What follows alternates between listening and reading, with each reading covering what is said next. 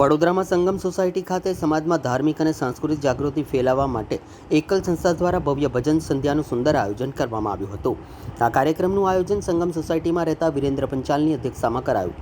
એકલ એટલે કે ફ્રેન્ડ્સ ઓફ ટ્રાઇબલ સોસાયટી એક એવી સંસ્થા છે જે આદિવાસી સમાજના સર્વાંગી વિકાસ માટે કાર્યરત છે।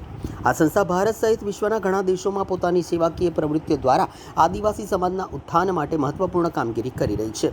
સંસ્થાની મુખ્ય સેવાકીય પ્રવૃત્તિઓમાં આદિવાસી વિસ્તારોમાં લગભગ 1 લાખ જેટલી નિઃશુલ્ક શાળાઓ, શ્રીહરિ સત્સંગ કેન્દ્ર મારફતે હિન્દુ ધર્મના પવિત્ર ગ્રંથોના અભ્યાસ અને પ્રચાર પ્રસાર, એકલ સુરતાલ દ્વારા ભજન નૃત્ય, રાસ ગરબા, સુંદરકાંડ પાઠ અને સાંસ્કૃતિક નાટિકાઓ દ્વારા સાંસ્કૃતિક જાગૃતિ ફેલાવવાનું કાર્ય કરવામાં આવે છે। આયોજિત આ ભજન સંધ્યાના કાર્યક્રમમાં સંગમ સોસાયટીના રહેવાસીઓ મોટી સંખ્યામાં ઉપસ્થિત રહ્યા હતા અને ભજનનો આનંદ લીધો હતો।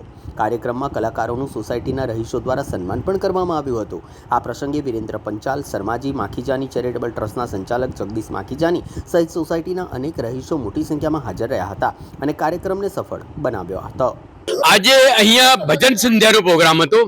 Friends of tribal society FTS દ્વારા અમારી એક આખી ટીમ છે જે આખા હિન્દુસ્તાનની અંદર ભારતીય સંસ્કૃતિની ધરોહરને જીવંત રાખવા માટે રામાયણના પ્રસંગો, શ્રીમદ ભગવત ગીતાના, શ્રીમદ રામાયણના પ્રસંગોને પ્રસ્તુત કરે છે અને સુંદર ભજન શૈલીમાં। મિત્રો, આજે દેશની રક્ષા તો સૈનિકો કરે છે, પણ દેશની અંદર આતંકવાદ, માઓવાદ, અલગાવવાદ એ બધાની સામું લડવા માટે ફ્રેન્ડ્સ ઓફ ટ્રાઇબલ સોસાયટીના કાર્યકર્તાઓ ખડે પગે અંતરિયાળ ગામડાઓમાં જઈ, આદિવાસી વિસ્તારમાં જઈ અને ભારતીય સંસ્કૃતિની ધરોહરને જીવંત રાખવા માટે પ્રગાઢ પુરુષાર્થ કરી રહ્યા છે। એની એક ઝલક અમે અહીંયા સંગમ સોસાયટીમાં આપી અને રવિવારે 8 તારીખે 4 થી 7માં ખૂબ સુંદર પ્રોગ્રામ છે અને એમાં એ જ રામાયણ અને મહાભારતના પ્રસંગો અમારા જ કલાકારો, આદિવાસી કલાકારો તૈયાર કરી છે, એને પ્રસ્તુત કરશે।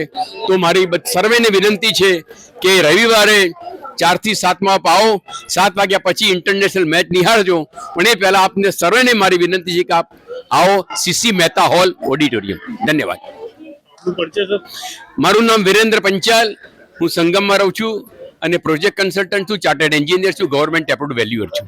વન બંધુ પરિષદ એટલે કે ફ્રેન્ડ્સ ઓફ ટ્રાઇબલ સોસાયટીના માધ્યમથી અમે વડોદરા ચેપ્ટર, વડોદરાની આસપાસના જે અમારા ગ્રામીણ અંતરિયાળ વિસ્તારો છે ત્યાં એકલ સ્કૂલના માધ્યમથી અમારી સનાતન સંસ્કૃતિ, આપણી જે આધ્યાત્મિક શક્તિ છે એના માધ્યમથી બાળકોમાં અમે એમને શિક્ષિત કરવાનું કાર્ય કરીએ છીએ।